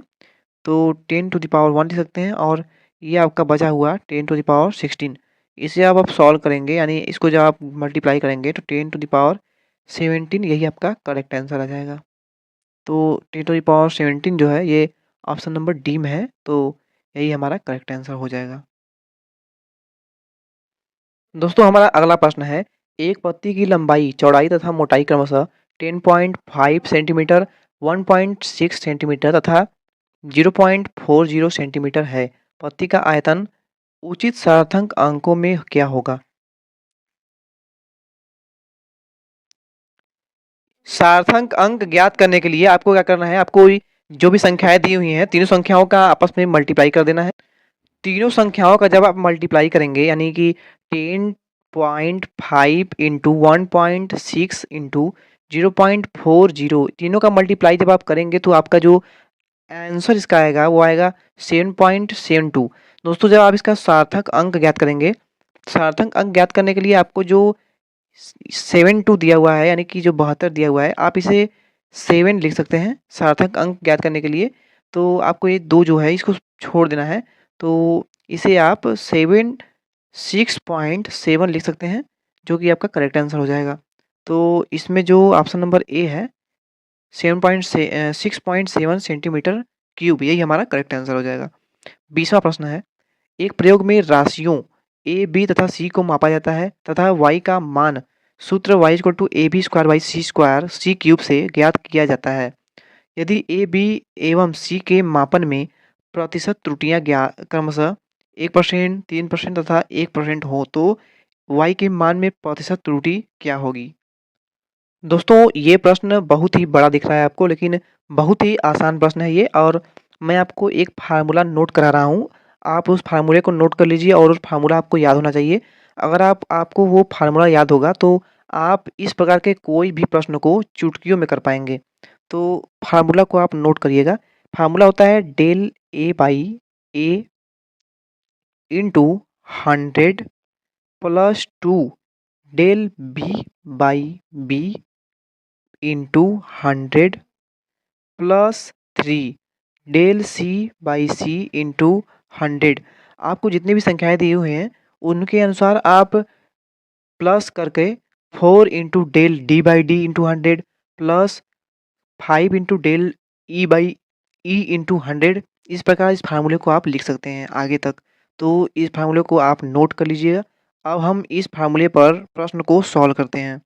तो आपको प्रश्न में दिया हुआ है त्रुटियां जो है वो 1%, 3% और 1% दी हुई हैं। तो अगर आप फार्मूले के अकॉर्डिंग इसको सॉल्व करेंगे तो आपको 1% सबसे पहले दी हुई हैं त्रुटियां, प्लस दिया हुआ है 2 इंटू 3%, उसके बाद आपको दिया हुआ है प्लस 3 इंटू 1% त्रुटियाँ। फार्मूले पर आपको सिंपली इसको रख देना है। जब आप इसे सॉल्व करेंगे तो आपका 1% प्लस 6% प्लस 3% आपको इसको ऐड करना है। जब इसको आप ऐड करेंगे तो आपका 6, 3, 9, 1, 10 आपका 10% टोटल जो भी त्रुटियाँ होंगी वो आ जाएंगी। तो इसमें जो ऑप्शन नंबर डी आप देख रहे हैं 10%, यही हमारा करेक्ट आंसर होगा। आई थिंक आप इस प्रश्न को समझ गए होंगे, और अगर समझ में प्रश्न आ रहे हों तो हमें कमेंट बॉक्स में कमेंट अवश्य कर देंगे। दोस्तों अगला हमारा 21वां प्रश्न है, दृढ़ता गुणांक का विमीय सूत्र क्या होता है? दृढ़ता गुणांक का जो विमीय सूत्र है वो है ml inverse T power minus 2। यही आपका दृढ़ता गुणांक का विमीय सूत्र होता है, विमा होता है। नेक्स्ट है, निम्नलिखित में से किसको उपयुक्त मात्रकों में व्यक्त नहीं किया जा सकता है? तो दोस्तों ऊर्जा इक्वल टू किग्रा मीटर पर सेकेंड, इसको हम उपयुक्त मात्रों में व्यक्त नहीं कर सकते हैं। ऑप्शन नंबर डी जो है यही हमारा करेक्ट आंसर होगा। 23वां प्रश्न है, एक भौतिक राशि 4 मापित राशियों ए बी सी और डी से निम्न प्रकार संबंधित है। P equal to A cube B square by C in the root into D. तो ए बी सी तथा डी की मापों में प्रतिशत त्रुटियां जो है वो 1%, 3%, 4% तथा 2% है। राशि पी के मान में प्रतिशत त्रुटि क्या होगी? दोस्तों सेम उसी प्रकार आपको इस प्रश्न को सॉल्व करना है जिस प्रकार आपने क्वेश्चन नंबर 20 सॉल्व किया था। सेम आपको उसी प्रश्न को उसी प्रकार सॉल्व करना है, तो आपका जो करेक्ट आंसर होगा वो आ जाएगा। दोस्तों जिस प्रकार आप del A by A into 100 लिखते थे, del B by B into 100 लिखते थे, plus del C by C into 100 लिखते थे, उसी प्रकार आपको ये दे दिया हुआ है। इसको मैं आपको सॉल्व करके बता देता हूँ। आप इस प्रश्न को सॉल्व कर लेंगे आसानी से। आपको दिया हुआ है ए क्यूब इंटू बी स्क्वायर, तो आपको लिखना है 3a, इसे आप लिख सकते हैं, और इंटू आपको लिखना है 2b, और आपको डी जो मल्टीप्लाई में दिया हुआ है आप इस डी को भी लिख सकते हैं। किस प्रकार? डी आपका जो होगा वो इन्वर्स में हो जाएगा क्योंकि वो नीचे है, और आपको जो सी दिया हुआ है ये रूट में है। तो जब आप सी को ऊपर ले जाएंगे तो सी जो है वो -1/2 इसके पावर हो जाएगा। इस प्रकार आप इसे पहले लिख लेंगे। इसको इतना लिखने के बाद आपको सेम आपको जो बताया, मैंने फार्मूला बताया था, फार्मूले पर आपको इसको रख देना है। आपका आंसर जो है वो एकदम सही आ जाएगा।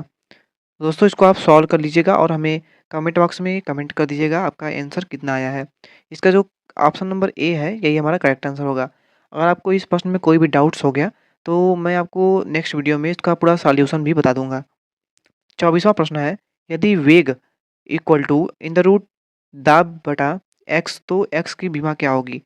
दोस्तों 24वां प्रश्न है, इसका जो ऑप्शन नंबर डी है ml पावर -3, यही इसकी विमा होगी। विमा इसका ज्ञात करने के लिए क्या होता है, वेग की जो बीमा होती है वो होती है एल टी इनवर्स, और दाब की जो बीमा होती है वो होती है M L inverse T T to the power square -1 -2।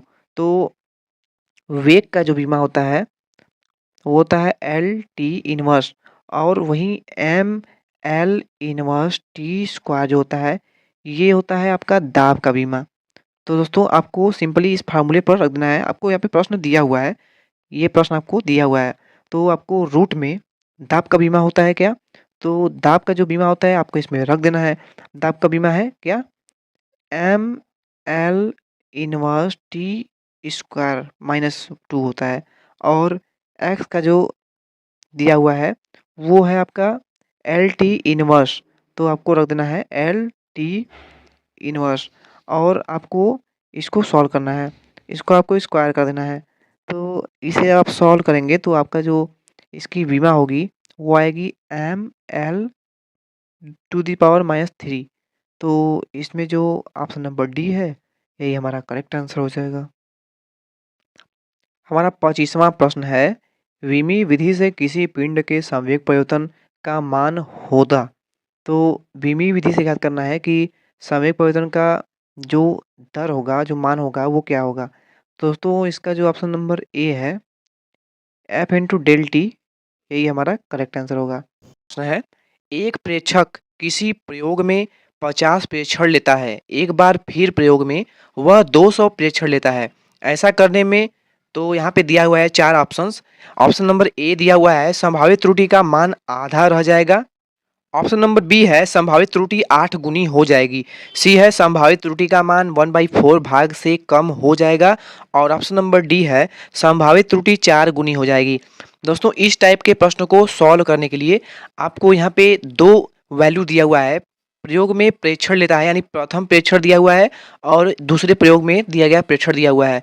दोस्तों इस प्रश्न को सॉल्व करने के लिए आपको जो न्यूनतम प्रेक्षण होगा यानी कि जो कम प्रेक्षण होगा उसको ऊपर रख लेना है, और अधिकतम प्रेक्षण को उससे डिवाइड कर देना है। दोस्तों इसको जब आप सॉल्व करेंगे तो आपका इसको सॉल्व करने पर आपका आएगा 1/4। दोस्तों 1/4 यानी कि जो ऑप्शन नंबर सी है संभावित त्रुटि का जो मान होगा वो 1/4 भाग से कम हो जाएगा। तो इसका जो ऑप्शन नंबर सी है यही हमारा करेक्ट आंसर होगा। आई थिंक आप इस प्रश्न को अच्छे से समझ गए होंगे। चलते हैं नेक्स्ट क्वेश्चन पे। दोस्तों हमारा 27वां प्रश्न है, चुंबकीय प्रेरण बी का मात्रक होता है। दोस्तों चुंबकीय प्रेरण यानी कि बी का, जिसे बी के डिनोट करते हैं बी के द्वारा, तो चुंबकीय प्रेरण का जो मात्रक होता है वो होता है न्यूटन पर एम्पियर, मीटर एम्पियर। तो ऑप्शन नंबर सी जो आप देख रहे हैं यही हमारा करेक्ट आंसर हो जाएगा। 28वां प्रश्न है, जूल सेकंड मात्रक है यानी जूल या सेकंड जो है ये किसका मात्रक है, आपको बताना है जूल सेकंड किसका मात्रक है। दोस्तों जूल सेकंड जो है ये कोणीय संवेग का मात्रक होता है। इसको आप ध्यान रखिएगा और इसे आप याद कर लीजिएगा, बहुत बार एग्जाम में ये प्रश्न पूछा जाता है। तो इसका जो ऑप्शन नंबर डी है यही हमारा करेक्ट आंसर हो जाएगा।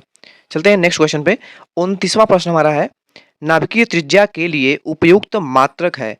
दोस्तों नाभिकीय त्रिज्या के लिए सबसे उपयुक्त मात्रक जो होगा इन चार ऑप्शनों में फर्मी जो होगा ये सबसे उपयुक्त मात्रक होगा, नाभिकीय त्रिज्या के लिए मात्रक होगा। तो ऑप्शन नंबर ए जो है यही हमारा इस प्रश्न का राइट आंसर हो जाएगा। चलते हैं नेक्स्ट क्वेश्चन पे। दोस्तों हमारा अगला 30वां प्रश्न है, गुप्त ऊष्मा का विमीय सूत्र क्या होगा। दोस्तों गुप्त ऊष्मा जो होती है इसको हम, इसका एक फार्मूला होता है, गुप्त ऊष्मा को हम एल से डिनोट करते हैं, L equal to Q by M होता है। इस फार्मूले को आप नोट कर लीजिए, इस पर न्यूमेरिकल बेस्ड क्वेश्चन भी एग्जाम में बहुत बार पूछा जाता है, तो इस फार्मूले को आप नोट कर लीजिए। और गुप्त ऊष्मा का जो विमीय सूत्र होता है दोस्तों वो L square T power minus two होता है।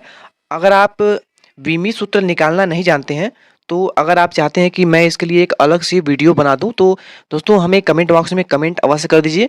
हम आपके कमेंट के अकॉर्डिंग हम इसके लिए विमीय सूत्र ज्ञात करने के लिए एक अलग से वीडियो प्रोवाइड करा देंगे, एक अलग सी वीडियो बना देंगे जिसमें सिर्फ आपको हम विमीय सूत्र निकालना अच्छे से बता देंगे। जिसके बाद आप कोई भी गुप्त ऊष्मा हो या फिर कोई भी किसी का प्रकार का भी आप विमीय सूत्र आसानी से निकाल पाएंगे।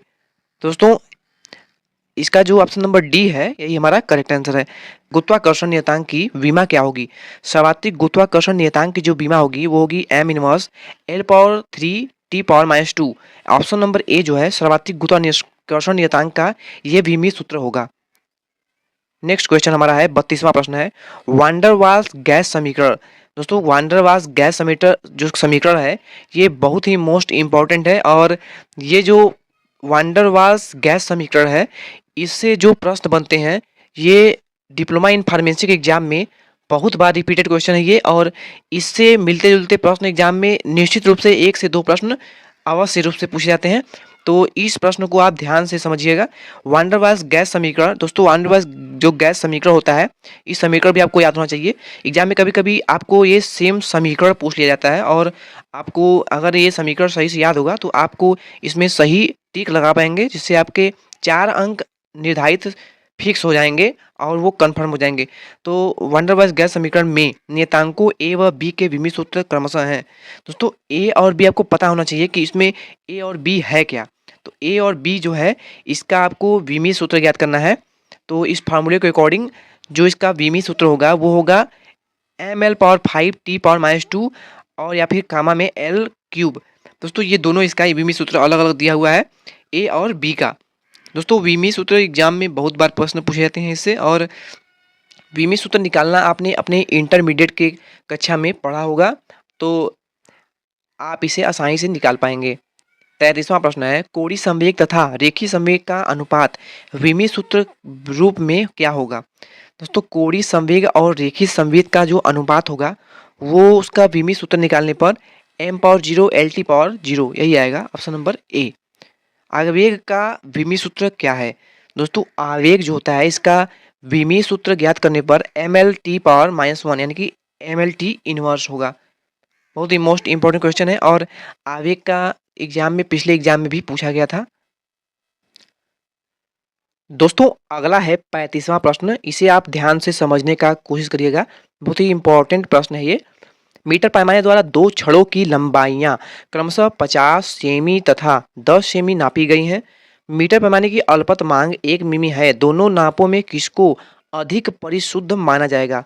सबसे पहले आपको क्या करना है, सबसे पहले आपको यहाँ पे दोनों छड़ों की जो लंबाइयाँ होंगी वो यहाँ पे दिया हुआ है 50 सेंटीमीटर और 10 सेंटीमीटर नापी गई हैं। तो आपको इसमें 1 मिलीमीटर अल्पत मांग इसका दिया हुआ है, तो आपको इसके अल्पत मांग में इन दोनों से भाग देना है। तो पहले हम निकाल लेते हैं फर्स्ट वाले का, तो 0.1 मिमी दिया हुआ है, और इसमें आपको जब 50 सेंटीमीटर से भाग देंगे तो इसे सेंटीमीटर में है ये, और इसे आपको जो त्रुटियाँ होती हैं वो आपको परसेंटेज में निकालना होता है। तो परसेंटेज में निकालने के लिए आपको यहाँ पे 100 से मल्टीप्लाई कर देना है। उसी प्रकार दूसरे का भी अगर निकालेंगे आप तो 0.1 उसके बाई हो जाएगा आपका, यहाँ पे इसको आप डॉट समझिएगा, पॉइंट है ये 0.1 बाई, यहाँ पे जब आप 10 सेंटीमीटर निकालेंगे तो इसमें भी आपको परसेंटेज चेंज करने के लिए 100 से मल्टीप्लाई करना होगा। दोस्तों जब इसे आप सॉल्व करेंगे तो इसे जब आप सॉल्व करेंगे तो ये इससे डिवाइड हो जाएगा, और 2 यानी कि 0.2% आपका ये आ जाएगा। और इसी प्रकार अगर आप इसे सॉल्व करेंगे तो ये आपका यहाँ पे 10 यहाँ पे डिवाइड हो जाएगा, और आपका ये 1% आ जाएगा। इसे जब आप सॉल्व करेंगे यहाँ पे पॉइंट लगा हुआ है इसलिए यहाँ पे 1% आ जाएगा, 1%। तो दोस्तों यहाँ पे दिया हुआ है दोनों नापों में किसकी अधिक परिशुद्ध माना जाएगा। तो दोस्तों आप सभी जानते हैं कि आपकी एक वैल्यू जो है ये आई है और एक वैल्यू है 1%, तो दोनों में त्रुटि अधिकतम कौन सी है, अधिकतम त्रुटि तो इसी में होगी क्योंकि ये 1% है त्रुटि इसमें, और ये तो 0.2% ही है। तो जिसमें त्रुटि अधिक होगी वो अधिक अशुद्ध होगा, और अधिक परिशुद्ध की बात करें तो जिसकी जो त्रुटि होगी कम होगी वो अधिक परिशुद्ध माना जाएगा। तो हमारा जो ये 0.2% है ये हमारा अधिक परिशुद्ध माना जाएगा। तो पहली वाली जो छड़ होगी हमारी वो अधिक परिशुद्ध होगी। ऑप्शन नंबर ए जो हमारा है पहली नाप, यही हमारा करेक्ट आंसर हो जाएगा। ये जो हमारी पहली नाप होगी छड़ की वो अधिक परिशुद्ध होगी। आई थिंक आप समझ गए होंगे। चलते हैं नेक्स्ट क्वेश्चन पे। अगला हमारा 36वां प्रश्न है, एक गेंद की त्रिज्या 5.4 प्लस माइनस 0.2 सेंटीमीटर है, गेंद के आयतन में प्रतिशत त्रुटि क्या होगी। दोस्तों इस प्रश्न को सॉल्व करने के लिए आपको एक फार्मूला होता है, गेंद के आयतन में परिवर्तन की प्रतिशत त्रुटि ज्ञात करने के लिए होता है। मान लीजिए गेंद का जो आयतन है वो भी है, तो v इक्वल टू होता है 3 और उसके आयतन में परिवर्तन यानी कि उसे हम डेल मान लीजिए r से लिखें तो आयतन में परिवर्तन डेल r बाई r होता है, ये आपका फार्मूला। तो फार्मूले के अकॉर्डिंग आप इस प्रश्न को सॉल्व कर सकते हैं। आपको यहाँ पे 3 दिया हुआ है, तो चलिए हम इसको 3 यहाँ पे लिख लेते हैं। 3 इंटू आपका जो डेल आर है यानी परिवर्तन जो है वो 0.2 है, क्योंकि आपकी मेन वैल्यू जो है वो मेन वैल्यू ये वाली थी, तो 0.2 बाई 5.4 हो जाएगा, 5.4। दोस्तों इसको प्रतिशत में चेंज करने के लिए आपको 100 से मल्टीप्लाई करना होगा। इसे जब आप सॉल्व करेंगे तो आपका जो वैल्यू आएगा तो लगभग 11.11% आपका जो वैल्यू आएगा। दोस्तों जब इसको आप सॉल्व कर लेंगे तो आपका जो वैल्यू होगा वो 11.11 आएगा, जो इसको आप 11 लिख सकते हैं। ऑप्शन नंबर ए में आप जो देख रहे हैं 11 इसे आप लिख सकते हैं, तो ऑप्शन नंबर ए हमारा करेक्ट आंसर हो जाएगा, क्योंकि आपको आंसर में यानी ऑप्शन में 11.11 देखने को नहीं मिल रहा है, तो आप 11 के साथ ही सही मानकर चलेंगे। दोस्तों 37वां प्रश्न है, निम्नलिखित में से बीमा के अनुसार कौन सा सही है। दोस्तों इसमें आपको दिया हुआ है 4 ऑप्शन, बीमा के अकॉर्डिंग ये इसमें से कौन सा ऑप्शन सही होगा। तो इसका जो ऑप्शन नंबर बी है, दाब इक्वल टू ऊर्जा प्रति एकांक आयतन, ऑप्शन नंबर बी जो है यही हमारा करेक्ट आंसर हो जाएगा। और 38वां प्रश्न है, निम्नलिखित में किसकी बीमाएं समय के समान है। दोस्तों मोस्ट इम्पॉर्टेंट क्वेश्चन है ये, और ये प्रश्न जो है पिछले एग्जाम में बहुत बार पूछा गया है, कई एग्जाम में पूछा गया है। तो जो L/R है ये जिसकी बीमा है वो समय के समान होती है, ऑप्शन नंबर सी जो है हमारा यही हमारा करेक्ट आंसर होगा। अगला हमारा 39वां प्रश्न है, निम्नलिखित में से कौन सी व्युत्पन्न राशि तापक्रम के लिए व्यक्त की जा सकती है। दोस्तों ताप को व्यक्त करने के लिए यानी उसका जो मात्रक होगा वो इनमें से कौन सा होगा, ये आपको बताना है इसमें। दोस्तों ऑप्शन से आप देख रहे हैं कि इसमें से कौन सा होगा, तो लंबाई या फिर द्रव्यमान जो है ये ताप का तो मात्रक होगा नहीं, क्योंकि लंबाई और द्रव्यमान जो है ये क्रमशः मीटर और किलोग्राम का मात्रक है। लंबाई द्रव्यमान समय ये भी नहीं होगा, क्योंकि ये ताप का मात्रक तो है नहीं। केल्विन वगैरह रहता तो वो ताप का मात्रक आपका हो जाता, या फिर डिग्री सेल्सियस, ये सब आपका ताप का मात्रक होगा। तो इसमें जो ऑप्शन नंबर डी है इनमें से कोई नहीं, यही हमारा करेक्ट आंसर होगा, ऑप्शन नंबर डी, इनमें से कोई नहीं। 40वां प्रश्न है, एक खेत की लंबाई 25 मीटर तथा चौड़ाई 12.5 मीटर है, उचित सार्थक अंगों तक खेत का क्षेत्रफल क्या होगा। दोस्तों इसको आपको क्षेत्रफल ज्ञात करना है उचित सार्थक अंकों तक।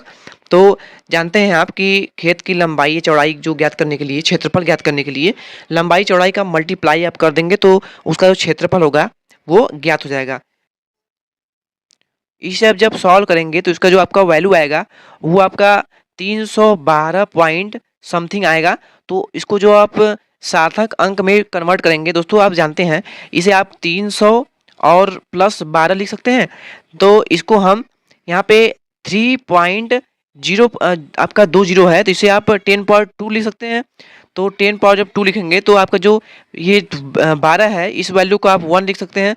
तो इस प्रकार आप इसे 3.1 इंटू 10 पॉइंट पावर 2 लिख सकते हैं।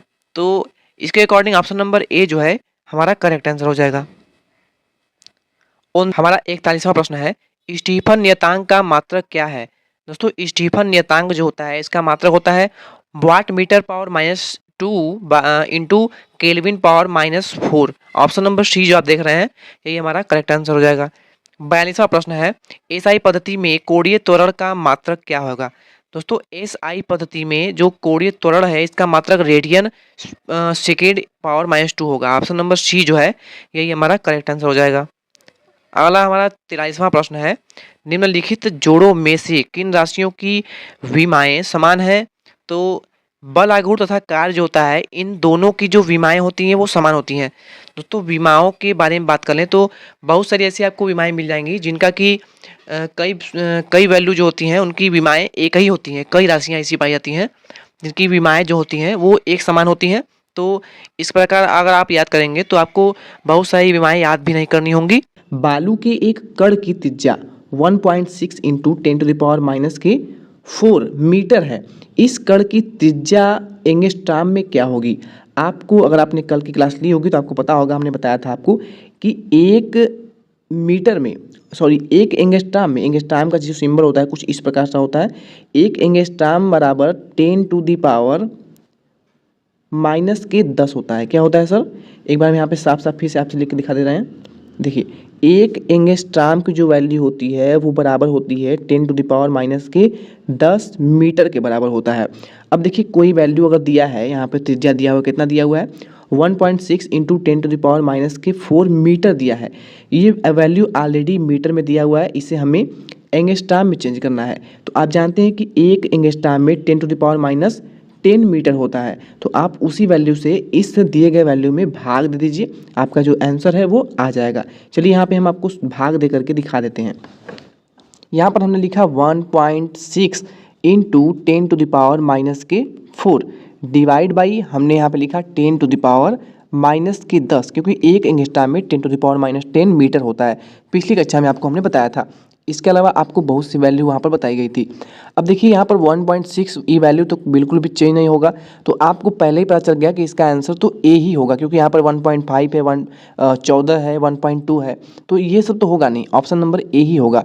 लेकिन जब आप 1.6 into 10 to the power minus 4 में भाग देंगे 10 टू द पावर माइनस 10 से, तो होगा क्या, वैल्यू जो है 1.6 तो 1.6 ही रहेगा इनटू में, क्योंकि 10 टू द पावर माइनस के 4 यहाँ पर है, और जब आप 10 टू द पावर माइनस 10 से भाग दे रहे हैं तो 10 टू द पावर माइनस 10 जब ऊपर जाएगा तो ये 10 टू द पावर 10 हो जाएगा। यहाँ पर माइनस चिन्ह जो है वो ऊपर जाने पर हट जाएगा, और 10 टू द पावर माइनस 4 में से जब घटा देंगे 10 टू द पावर 10 में से, तो आपका जो वैल्यू एक्चुअल आएगा सॉल्व करने पर वो आएगा 1.6 into 10 to the power 6 angstrom. Angstrom में वैल्यू आपसे पूछा गया था और आपने एंगस्ट्राम में वैल्यू इसका फाइंड आउट कर लिया है। तो उम्मीद है आपको बहुत ही अच्छे से क्लियर हो गया होगा। ऑप्शन नंबर ए जो है इस क्वेश्चन का 100% करेक्ट आंसर होगा। और एग्जाम में आपके इससे रिलेटेड एंगस्ट्राम में वैल्यू पूछेगा या फिर माइक्रोन में, एक क्वेश्चन 100% 4 मार्क्स का आपके एग्जाम में आता है। तो इसको बिल्कुल अच्छे से प्रिपेयर कर लीजिएगा, रिविजन कर लीजिएगा। चलिए चलते हैं नेक्स्ट क्वेश्चन पर। दोस्तों, नेक्स्ट क्वेश्चन जो है ये वैल्यू आपको याद करना होगा। पूछा गया है कि 1 मिनट में कितने माइक्रो सेकेंड होते हैं, तो इसको आपको याद करना होगा। इसका जो करेक्ट आंसर होगा वो होगा 6 into 10 to the power 7 micro second. 1 minute में इतने माइक्रो सेकेंड होते हैं। तो यहाँ पर बी ऑप्शन जो दिख रहा है आपको, ये इसका बिल्कुल करेक्ट आंसर हो जाएगा। ओके, चलिए चलते हैं नेक्स्ट क्वेश्चन पर। देखिए, ये क्वेश्चन जो है वो बहुत ही इजी है और बहुत से बच्चे इसको देखते ही सॉल्व कर देंगे मुंह-ज़बानी, उनको पेन और कॉपी की भी ज़रूरत नहीं पड़ेगी। पूछा गया है आपसे है कि एक जीवाणु का आकार जो है वो 1 माइक्रोन है। 1 मीटर लंबाई में जीवाणुओं की संख्या क्या होगी? देखिए, 1 मीटर में जीवाणुओं की संख्या पूछा गया है और आपको 1 माइक्रोन जो है वो प्रश्न में दिया गया है। आप जानते हैं कि 1 माइक्रोन जो है, 1 माइक्रोन बराबर क्या होता है मीटर में? 10 टू द पावर माइनस के 6 मीटर के बराबर होता है। ठीक है, तो 1 मीटर में लंबाई में जीवाणु संख्या पूछा गया है, तो आप 1 मीटर में भाग दे दीजिए इससे 1 माइक्रोन की वैल्यू से। तो आप क्या करेंगे सर? आप करेंगे 1/10 टू द पावर माइनस 6, यहाँ पर हम लिखते हैं 1/10 टू द पावर माइनस के 6 हम रख देंगे। जैसे ही इसको आप भाग देते हैं तो आपकी वैल्यू सॉल्व करने पर 10 टू द पावर यहाँ पर जो है आपका 6 हो जाएगा, यानी कि जो चिन्ह है वो ऊपर आपका पॉजिटिव में हो जाता है। तो यहाँ पर डी ऑप्शन दिख रहा है आपको, ये बिल्कुल इसका करेक्ट आंसर हो जाएगा। उम्मीद है आपको ये क्वेश्चन भी क्लियर हो गया होगा। दोस्तों, अगला जो क्वेश्चन पूछा गया है ये कि आपके एग्जाम की दृष्टि से बहुत ही इंपॉर्टेंट है और प्रीवियस ईयर में एक प्रश्न पूछे गए हैं, जो भी आपको प्रश्न हम करा रहे हैं। देखिए, पूछा गया है हाइड्रोजन परमाणु में इलेक्ट्रॉन नाभिक के चारों ओर 10 to the power minus 6 nano second में एक चक्कर लगाता है। इलेक्ट्रॉन के 1 सेकेंड में 1 चक्कर लगाता है, ये आपसे पूछा गया है। तो देखिए, आप जानते हैं कि 1 नैनो सेकेंड में कितने सेकेंड होते हैं? 1 नैनो सेकेंड, NS हम यहाँ पे लिख रहे हैं। 1 नैनो सेकेंड में 10 टू दी पावर माइनस के 9 सेकेंड होता है। इस वैल्यू को आप चाहें तो नोट कर सकते हैं। 1 nano second equal to 10 to the power minus की 9 सेकेंड, यहाँ पे आप लिख दे रहे हैं। ठीक है, अब देखिए आपसे पूछा गया है इलेक्ट्रॉन 1 सेकेंड में 1 चक्कर लगाता है, कितने चक्कर लगाएगा बताइए? देखिए, आपको करना क्या है, क्योंकि 10 to the power minus 6 nano second already है। अब आपको यहाँ पर इस वैल्यू को सेकेंड में चेंज करना है, 1 सेकेंड को। तो 1 सेकेंड से इसको भाग देंगे तो कोई इसका मतलब निकलेगा? नहीं निकलेगा। लेकिन जब आप 1 सेकेंड को नैनो सेकेंड में चेंज कर देंगे, यानी 1 into 10 to the power minus के 9, तो जब आप 10 टू द पावर 6 है और यहाँ पे जब मल्टीप्लाई करेंगे 10 टू द पावर माइनस के 9, 1 नैनो सेकेंड में आपके 10 to the power minus 9 second होते हैं।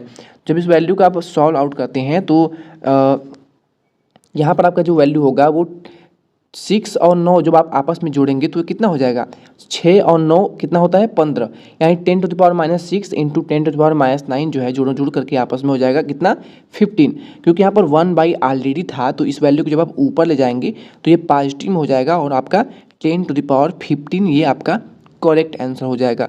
उम्मीद है आपको ये क्वेश्चन भी समझ में आ गया होगा, और अगर कोई डाउट है तो आप हमें कमेंट कर सकते हैं। यहाँ पर 10⁻15 यहाँ पे अगर ऑप्शन देखेंगे तो सी ऑप्शन जो है वो बिल्कुल आपका करेक्ट हो जाएगा। ठीक है, नेक्स्ट क्वेश्चन है, किसी तारे से पृथ्वी तक प्रकाश के आने में 5 वर्ष लगते हैं। किसी तारे से पृथ्वी तक प्रकाश को आने में 5 वर्ष लगते हैं। तारे की पृथ्वी से दूरी किलोमीटर में क्या होगी। देखिए ये क्वेश्चन हमने आपको थ्योरी वाली क्लास में समझाया था, तो आप सभी इस क्वेश्चन को सॉल्व करिए और हमें कमेंट में बताइए कि इसका करेक्ट आंसर क्या हो रहा है। ठीक है, जिसका भी आंसर सही आता है उसके कमेंट को हम अब जरूर पिन कर देंगे। ठीक है, आप सभी इसका आंसर देख लीजिएगा। अभी हम फिलहाल इसका आंसर नहीं बता रहे हैं आपको, आप इस क्वेश्चन को सॉल्व करके हमें कमेंट सेक्शन में जरूर बताइएगा। अगर आपको इसका आंसर नहीं आता है तो आने वाले नेक्स्ट क्लास में, क्योंकि मापन काफ़ी इंपॉर्टेंट चैप्टर है, तो इससे आपके 2 से 3 क्लासेज होंगी आपके ऑब्जेक्टिव क्वेश्चन की और न्यूमेरिकल की। तो ये तो पहली क्लास है आपके ऑब्जेक्टिव की, तो नेक्स्ट क्लास में हम आपको इसका सोल्यूशन बता देंगे अगर आपको नहीं आता है तो। अगला क्वेश्चन पूछा गया है, 1 माइक्रोन में एंगस्ट्राम की संख्या होती है। सभी बच्चे इसको सॉल्व करिए, बताइए किसका आंसर सही आ रहा है। 1 माइक्रोन में एंगस्ट्राम की संख्या कितनी होगी। आप अच्छे से जानते हैं कि 1 माइक्रोन, एक यहाँ पर माइक्रोन का सिंबल कुछ इस प्रकार होता है। 1 माइक्रोन बराबर कितना मीटर होता है, 10⁻⁻6 मीटर होता है। वहीं 1 एंगस्ट्राम की वैल्यू जो होती है वो आपके 10⁻⁻10 मीटर के बराबर होती है। अब बहुत ही इजी सा क्वेश्चन है, आप यहाँ पर डिवाइड का सिंबल लगा दीजिए, यानी माइक्रोन से एंगस्ट्राम से माइक्रोन में भाग दे दीजिए आप। ठीक है, भाग कैसे देंगे, 10⁻⁻6 है, डिवाइड बाई 10⁻⁻10 कर दीजिए, आपका एक्चुअल वैल्यू जो आएगा 10⁻4 आएगा। तो यहाँ पर ऑप्शन नंबर ए जो है वो बिल्कुल करेक्ट हो जाएगा। बहुत ही इजी क्वेश्चन है, लेकिन फिर भी जो बच्चे नहीं पढ़े होंगे उनको ये क्वेश्चन समझ में नहीं आ रहा होगा। एग्जाम में 100% एक क्वेश्चन आता है इससे है न्यूमेरिकल, और 4 अंक आपके तुरंत इसके मिल जाते हैं। अच्छा, नेक्स्ट जो क्वेश्चन है इसमें पूछा गया है, एंगस्ट्राम बहुत बातें हो रही हैं। एंगस्ट्राम किस भौतिक राशि का मात्रक है। एंगस्ट्राम जो है वो मात्रक किसका है। तो देखिए एंगस्ट्राम जो है वो प्रकाश की तरंग दैर्ध्य का मात्रक है। आप ये क्वेश्चन करे होंगे पिछली कक्षा में, क्योंकि आप सभी जो है 12th पास कर आए हुए हैं, तो आप सभी ने फिजिक्स, केमिस्ट्री, मैथ या फिर बायोलॉजी सभी सब्जेक्ट आप पढ़ के आए हैं। आपका जो भी ग्रुप हो, ग्रुप E1 हो या फिर ग्रुप E हो, E2 हो, ठीक है। लेकिन ये जो फिजिक्स है ये तो आपको E1 वाले बच्चों को भी पढ़ना है और E2 ग्रुप के बच्चों को भी पढ़ना है, कॉमन दोनों को ही पढ़ना है। और आपके फिजिक्स के टोटल 25 नंबर के क्वेश्चन पूछे जाते हैं, 25 नंबर नहीं बल्कि 25 क्वेश्चन पूछे जाते हैं, यानी 25 और 4 का यहाँ मल्टीप्लाई कर देंगे, क्योंकि एक क्वेश्चन 4 अंक का होता है, तो आपके टोटल 100 अंक के क्वेश्चन जो है आपके फिजिक्स के चैप्टर से पूछे जाते हैं। तो ये काफ़ी इंपॉर्टेंट हो जाता है आप सभी के लिए। नेक्स्ट क्वेश्चन है, केल्विन किस राशि का मात्रक है। केल्विन, आपने इसका नाम सुना होगा। क्या ये विद्युत धारा का मात्रक होता है। नो सर, आपने तो बताया था विद्युत धारा का तो जो मात्रक होता है वो क्या होता है, एम्पियर होता है। क्या एम्पियर होता है, बिल्कुल। अगर आपसे पूछा जाए कि ज्योति तीव्रता का मात्रक क्या होता है तो आप कहेंगे कैंडेला होता है। सर, ऊष्मा का, हीट का मात्रक क्या होता है बताइए, कमेंट बताइए आप सभी। ये जो केल्विन है ये टेम्परेचर, ताप का मात्रक है। आप कहेंगे कि सर ताप तो डिग्री सेंटीग्रेड में ही मापा जाता है, फ़ारेनहाइट में भी मापा जाता है, केल्विन ही क्यों। देखिए केल्विन जो है ये ताप का SI मात्रक है, इसको याद रखिएगा, और ये आपका मूल मात्रक भी है। ठीक है, चलिए नेक्स्ट क्वेश्चन चलते हैं। ये सब चीज़ें मैंने आपको थ्योरी क्लास में अच्छे से समझा सका है, तो यहाँ पर हम केवल ऑब्जेक्टिव क्वेश्चन को तेज़ी से करते हुए चलते हैं। देखिए सेम क्वेश्चन यहाँ पे पूछ लिया गया है आपसे है, यहाँ पर न ही एंगस्ट्राम है और न ही नैनो सेकेंड है। यहाँ पे पूछा गया है 1 नैनोमीटर किसके बराबर है। 1 नैनोमीटर कितने सेंटीमीटर या फिर मिलीमीटर यहाँ पे दिया गया है, मीटर तो दिया ही नहीं है। तो 1 नैनोमीटर बराबर कितना सेंटीमीटर होगा बताइए हमसे। हाँ, क्योंकि देखिए यहाँ पे मैं आपको बता दूँ, ऑप्शन नंबर ए तो मैं यहाँ पे बता दे रहा हूँ, छाड़ दे रहा हूँ, ये गलत है। ठीक है, मिलीमीटर में जो दिया गया है आपको बताना है कि बी होगा, सी होगा या फिर डी होगा। 1 नैनोमीटर जो है वो किसके तुल्य होगा, किसके बराबर होगा। चलिए बता देते हैं। 1 नैनोमीटर जो होता है वो आपके 10⁻⁻7 सेंटीमीटर के बराबर होता है। यहाँ पर जो आपको सी ऑप्शन दिख रहा है ना, ये इस क्वेश्चन का बिल्कुल सही आंसर, इसका आंसर हो जाएगा। ठीक है, हाँ, तो चलिए नेक्स्ट क्वेश्चन चलते हैं। उम्मीद है आपको ये क्लियर हो गया होगा। देखिए एग्ज़ाम में आपसे एक वैल्यू दे देगा, आपसे पूछा जाएगा कि इस वैल्यू में उचित सार्थक अंक बताइए। लेकिन यहाँ पे आपको तो न्यूमेरिकल दिया है, आपसे क्वेश्चन कैसे ही पूछा जा सकता है। इसमें पूछा गया है कि उचित सार्थक अंकों जो है इसमें बताइए कि क्या होगा। ठीक है, आपको इसमें चाल ज्ञात करना है इसका और बताना है कि उचित सार्थक अंक बताइए। तो कैसे सॉल्व करेंगे इसे बताइए, इसको आप कैसे सॉल्व कर पाएंगे, चलिए आपको बताते हैं। आप जानते हैं यहाँ पे दिया गया है टी यानी समय दिया गया है कितना, 17 सेकेंड दिया गया है।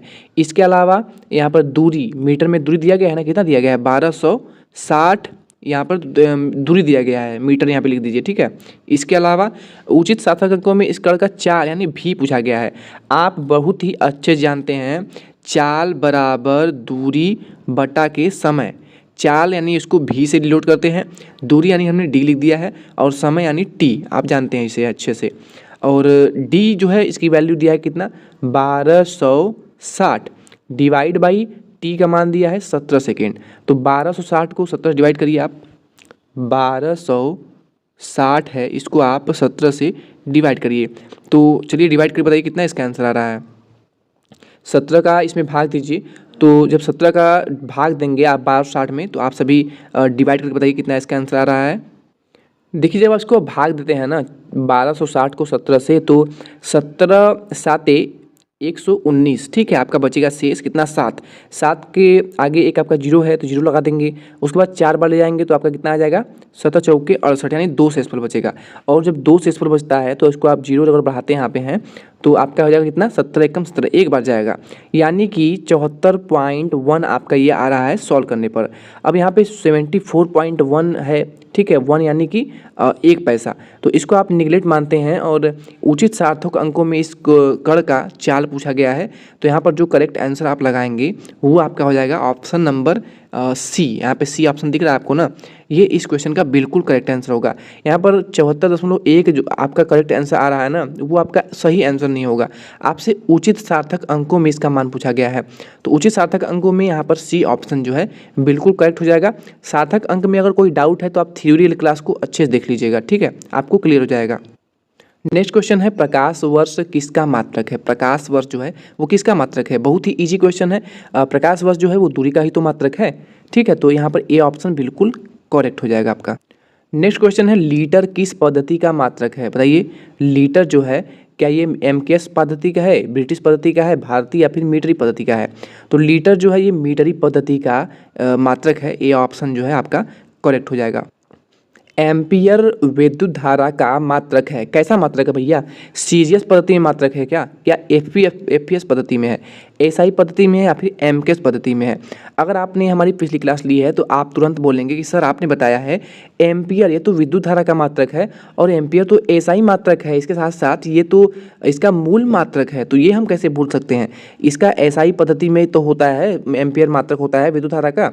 तो आप तुरंत आँख मूंद करके सी ऑप्शन मार देंगे और आपको 4 अंक इसके मिल जाएंगे। नेक्स्ट क्वेश्चन आप सभी के लिए एक और होमवर्क है और बहुत ही इजी क्वेश्चन है। देखिए एक इलेक्ट्रॉन का जो द्रव्यमान है वो आपको प्रश्न में दिया गया है 9.11 इंटू 10⁻26 ग्राम है। तो 1 ग्राम इलेक्ट्रॉन कितने होंगे बताइए। इसको सॉल्व करके बताइए कि इसका सॉल्यूशन क्या होने वाला है। आपको हम इसका आंसर बता दें तो यहाँ पर 9 ठीक है, यहाँ पर ए ऑप्शन जो है आप इसको जब सॉल्व करते हैं तो आपका करेक्ट आंसर आएगा। इसका पूरा सॉल्यूशन जो है आपको अगर आ रहा है सॉल्व करके तो आप इसको हमें कमेंट कर दीजिएगा, आपके कमेंट को हम जरूर पिन कर देंगे, ठीक है। इसका करेक्ट जो आंसर है वो आपको हमने बता दिया है। आप इसका सॉल्यूशन पूरा प्रोसीजर जो है वो हमें ज़रूर कमेंट करिएगा। दोस्तों अगला जो प्रश्न है ये एग्जामिनर का फेवरेट क्वेश्चन है, वार्नियर कैलिपर्स की अल्पतम मांग क्या होती है। वार्नियर कैलिपर्स की अल्पतम माप क्या होती है।